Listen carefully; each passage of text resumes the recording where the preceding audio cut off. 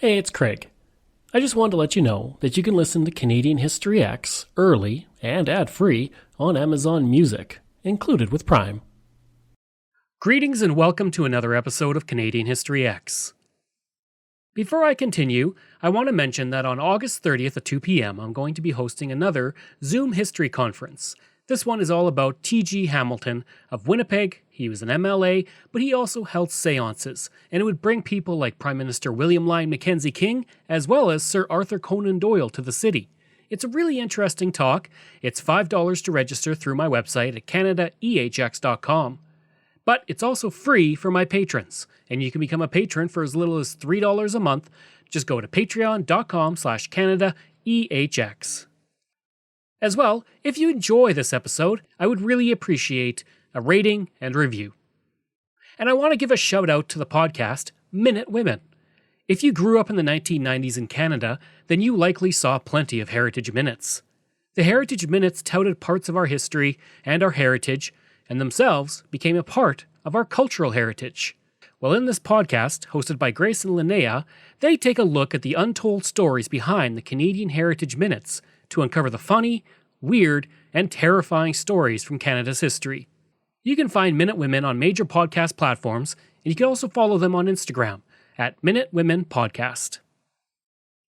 For centuries, the Indigenous people played lacrosse, something I covered in an episode of the podcast back in May. While the game of hockey evolved over time and has many origins in both Europe and North America, it is impossible to deny the influence of the Indigenous game of lacrosse. With that Indigenous influence on our national winter sport, it may be surprising that it took until 1954 for an Indigenous player with treaty status to reach the NHL, almost 50 years after the league formed. That player was Fred Sasakamoose, and today on the podcast, I'm looking at his life. Before I go into his life, you may notice I said the first Indigenous player with treaty status in the NHL. While Sasakamoose was the first Indigenous player with treaty status to reach the NHL, the first full-blooded First Nations hockey player to reach the NHL was actually Henry Maracle, who was born in Ontario and was a member of the Mohawk tribe. He played 11 games for the New York Rangers in March of 1931, recording 4 points. He would play in various leagues from 1931 to 1944 before choosing to retire. He would go on to work for a produce company in Texas where he died in 1958. Another possible first Indigenous player was Paul Jacobs, who played 1 game for the Toronto Arenas during the 1918-19 season. Jacobs was born in Montreal and had played hockey through various leagues during the 1910s, and he would be invited to the Arenas training camp in December 1918. And he may have actually earned an opening day roster spot, but the Toronto Globe reported that he was returning to Montreal instead. While Jacobs is recorded in referee reports for 5 games, the newspaper reports do not list him. So, it's actually unclear if he actually played any games. While Sasakamoose may not have been the first, he is by far the most well-known among the 3, and we're going to focus on his career and accomplishments both on and off the ice. Sasakamoose was born on Christmas Day in 1933 at the Atakakoop Reserve in Saskatchewan. As a child, he learned to skate on a frozen pond using a willow branch shaped with an axe as a stick, and frozen horse manure as a puck. Sasakamoose relates learning the game of hockey this way. I think I had a grandfather that started me off with, when I was 6 years old and back to the reservation. And I hope today's he's out there smiling and, he could never talk, didn't hear, but he had a vision. A vision. I believe that someday that I would be. But I had a lot of assistance during the time. When he was 6, a truck pulled up to his home. A priest, RCMP officer, and Indian agent got out, and despite his mother caring deeply for her children and his father working as a logger, they were deemed unfit parents because they were poor. Sasakamoose was taken away from his mother as she cried, along with his 9-year-old brother, to attend a residential school. He would not see or speak to his parents again for 2 years. In an interview, Sasakamoose speaks about being forced to leave his parents. That summer, I was what you call picked up by by the priests. And I could see my mother was crying. They were called unfit parents, but that wasn't the case. My mother never drank. My father never drank. He was a logger. Mother stayed home, looked after us. Snare rabbits. That was survival at that time. But anyway, I went to the residential school and I went to learn, and oh man, I stayed there. We never came home for 2 years. Never seen my mom for 2 years.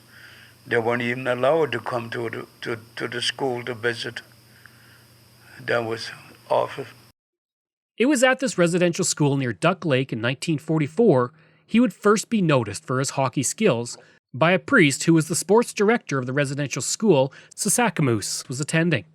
The priest, which was characteristic of the harsh nature of the residential schooling program, pushed Sasakamoose to improve his skill.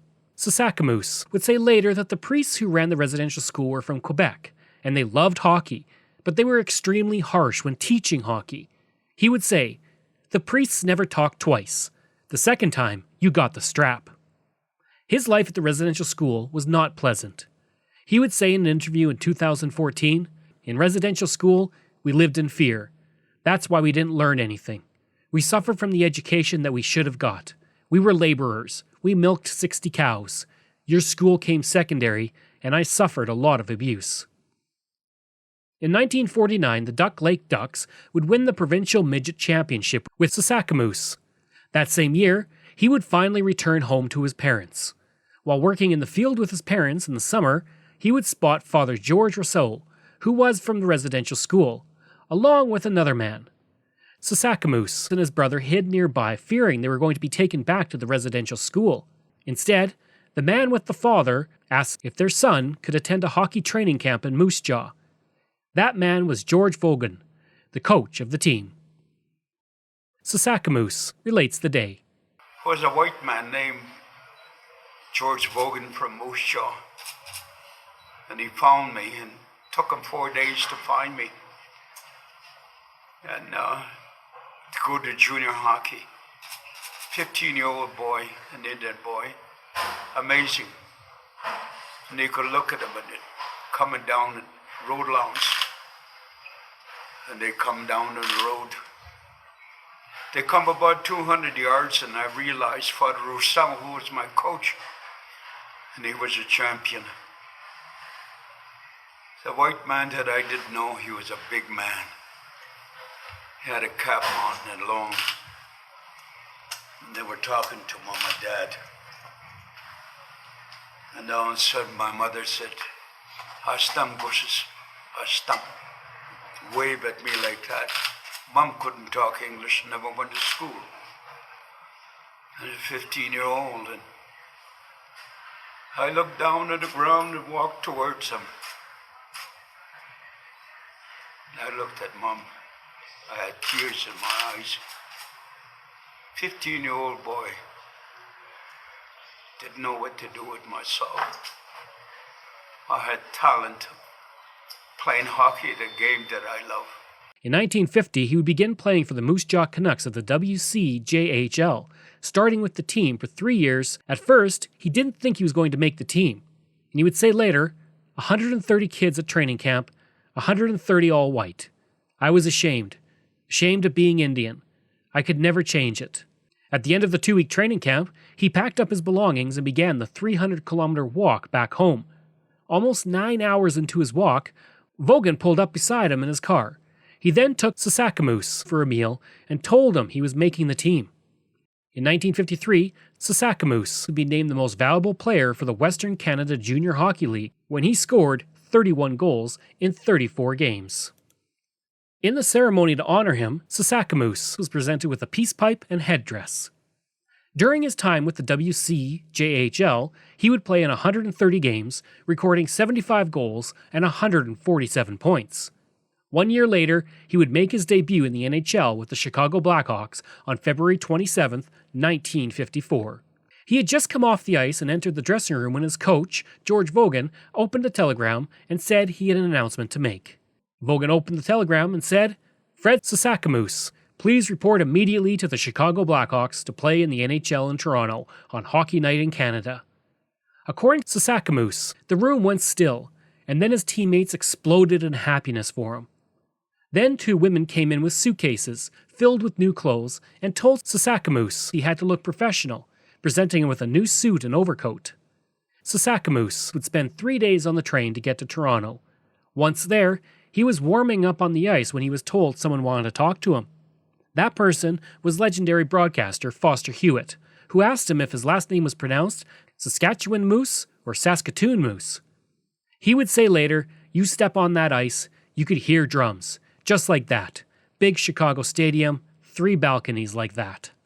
Sasakamoose talks about the momentous day he played in his first NHL game. When I got to the arena, the open arena, what a huge arena, Maple Leaf Gardens. And I looked around.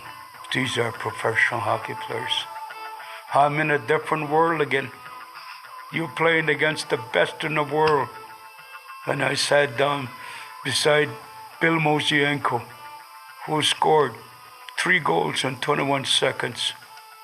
You hear about these guys on radio by Foster Hewitt, how great that they are.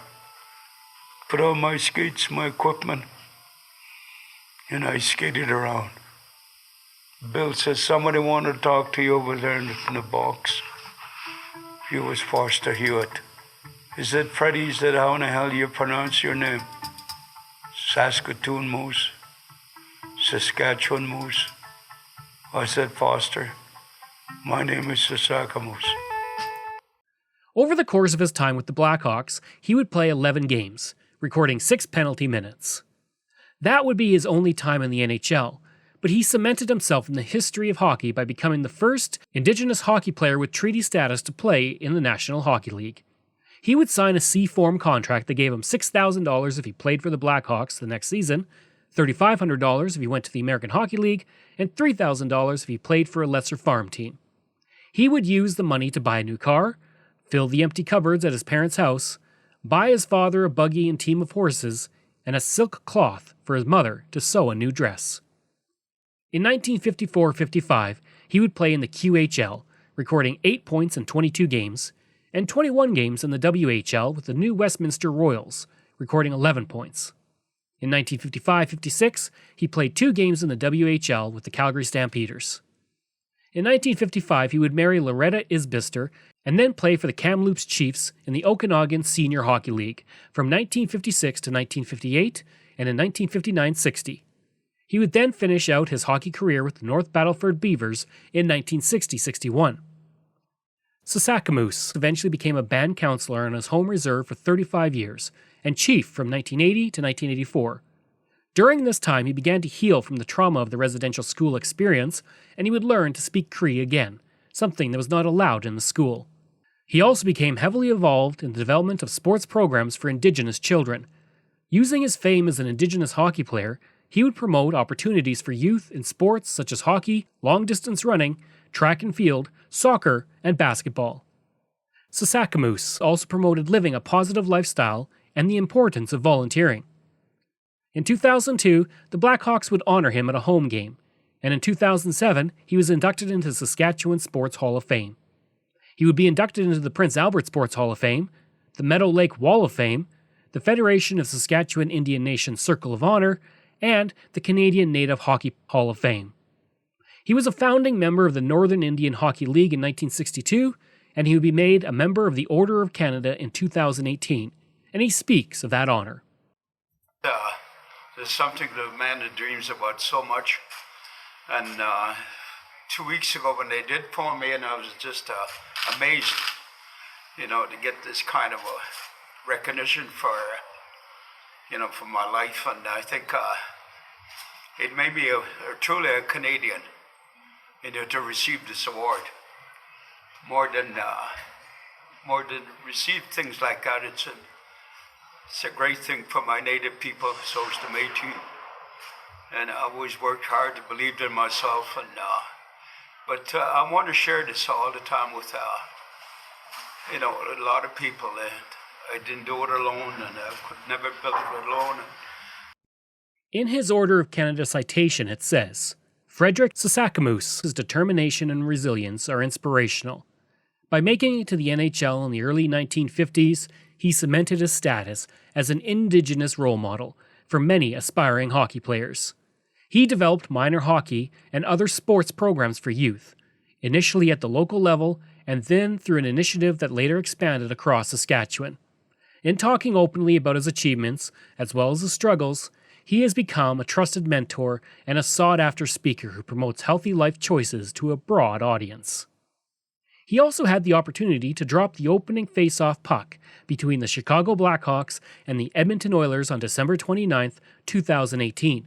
And I was actually at that game, and it was cool to be a part of the history. So here's the audio from that day. Oilers fans, please give a warm Rogers Place welcome to Mr. Fred Sasakamoose.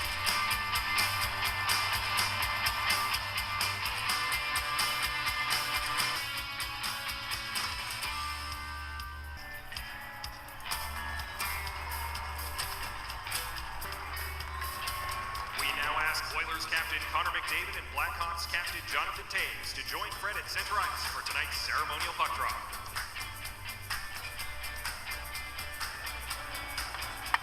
Okay guys, everybody straight this way. Just hold that puck out, Fred. That guy? Perfect. Say when. Go ahead, sir.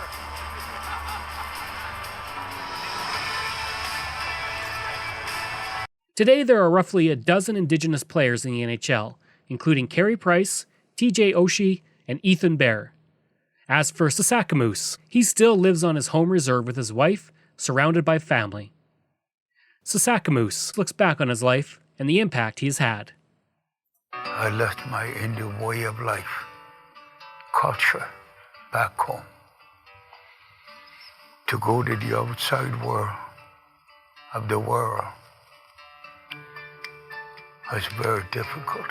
My dream was to come NHL. I wanted to play NHL in 1953-54. It became a reality to pave the way for the Indian kids and the Métis. They look at you as a role model and they say, well, they look at my rings, my pictures. This is what I gained in life. This is what brought me to where I am. It's for you now to follow the footsteps, maybe better. Better. Not only just for 11 games, maybe 11 years in NHL. Maybe into the Olympics, you become what you want. Your choices is great, much greater than mine. I hope you enjoyed that look at the life of Fred Sasakamoose, and if you did, please give a rating and review. You can reach me at craig@canadaehx.com.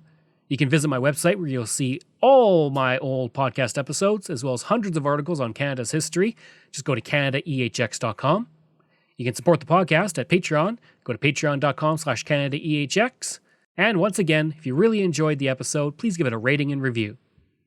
Information comes from the Canadian Encyclopedia, the Edmonton Sun, Hockey DB, Legends of Hockey, Wikipedia, Saskatchewan Sports Hall of Fame, Timmins Press, WBUR.org, EdmontonOilers.com, CBC, Global News, and the University of Regina. Thanks, and we'll see you again next time.